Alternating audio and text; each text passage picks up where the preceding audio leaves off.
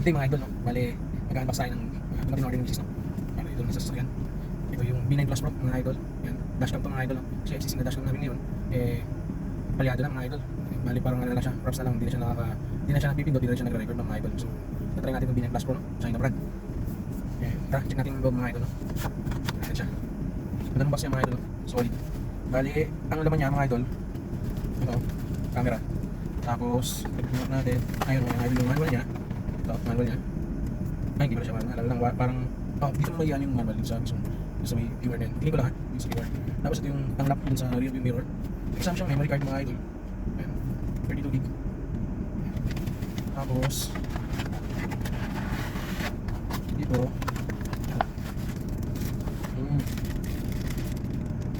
ito yung camera mga idol, no? Siguro papalitan ko yung dulo lang naman ipapalit ko. Parehas naman siguro yung sa akin yun. Papalitan ko yung sa amin kasi medyo malabo yun. May parang ano yun. Tapos yung charger niya, ito, charger niya mga idol. So may fuse din siya.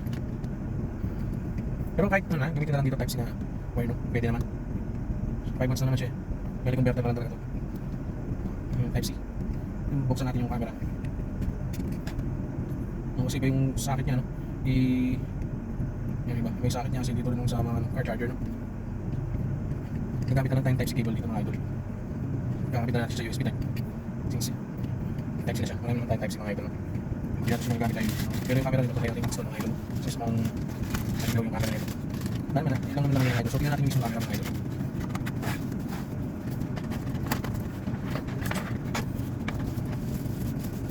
Kailangan sila, no? Sa panahon ngayon mga idol, alam mo naman, kailangan ng camera, ng dashcam. Dahil maraming mga hindi mo inasang pangyayari, minsan may mga buhaya, minsan may mga aksidente rin, mga pagkakadis, may pang napagka. Ito mga idol, ito yung isang camera niya, ayan, yung lens, ito yung speaker, tapos ito yung pinaka-monitor.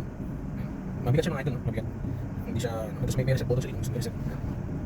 Tapos ito, type C, yan, pwede nang gamitin ng charger. Tapos dito ABN, hindi papasok yung sa rear view camera, no? Kasi memory card TF din nalagay. So pwede pala siya salbakan ng GPS mga idol, no? GPS.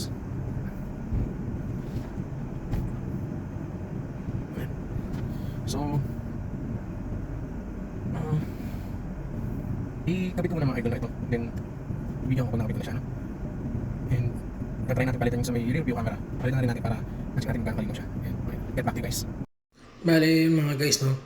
Tinanggal ko yung existing na dashcam, no? Yun, bale katanggal ko dyan, syempre inilagay ko muna yung memory card nung bagong memory card dun sa bagong dashcam bago ko nilagay dyan sa bago ko siya minount dyan sa rear view, no? Ayan, simple lang naman yung pag-install niya mga idol, no? Yung pinaka-lock lang, ikakawit nyo lang yun dun. Tapos tinaray ko yung rear view wire camera, no? Bale sinaksak ko muna yung type C cable, no? Dun sa ating USB port ng pang charging port natin, no? Bale naka Chinese mode siya mga idol. Yan, hinanap ko lang yung settings for English. Ayan, naging English na siya mga idol, no? Maganda yung niya, ha? Yung quality ng display mga idol, no?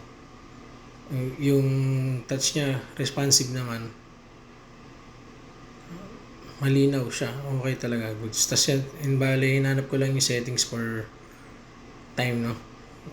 Para mabago ko rin yung time mga idol, no? Yes, sinag ko yung booting display, bale hinanap ko lang yung time, hindi ko pa siya makita. Bale autoplay siya mga idol pagka bumalik siya sa screen niya, no? And dinouble check ko yung time, nakikita ko rin siya. Ayun, clock settings pala mga idol, no? In-adjust ko na yung date and time mga idol. Tapos nyan, tapos kung i-set up yan, tinaray ko yung mga idol, yung tawag dito, yung rear view camera niya, no? Bale ang nangyari dito mga idol, hindi pala pasok yung wiring ng nung rear view camera, kasi magkaiba sila ng function, no? So hindi gumagana yung rear view camera ko. So alam ko dapat supposedly nga gagana siya, so hindi, magkaiba yung wiring. Bali yung yung existing ko na rear view camera mga idol, 5 pins. So yung namin, yung bago, lang siya, 4 pins. So bali yan mga idol, naka-installed na siya, no? In-install ko na. Then ayan, working yung likod. Then ayan, pag testing mga idol, no, is swipe mo lang ng ganyan kung gusto mong split screen. Tapos kung gusto mo rear view lang, gusto mong front view, ganun. Bali ito, magte-try tayo ng playback. Malinaw siya mga idol. Malinaw siya gabi or umaga.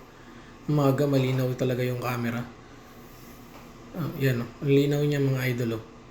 Kitang-kita mo talaga. Maganda siya. Maganda yung quality nito. Sana magtagal lang siya. Yun yung inaasahan ko sana.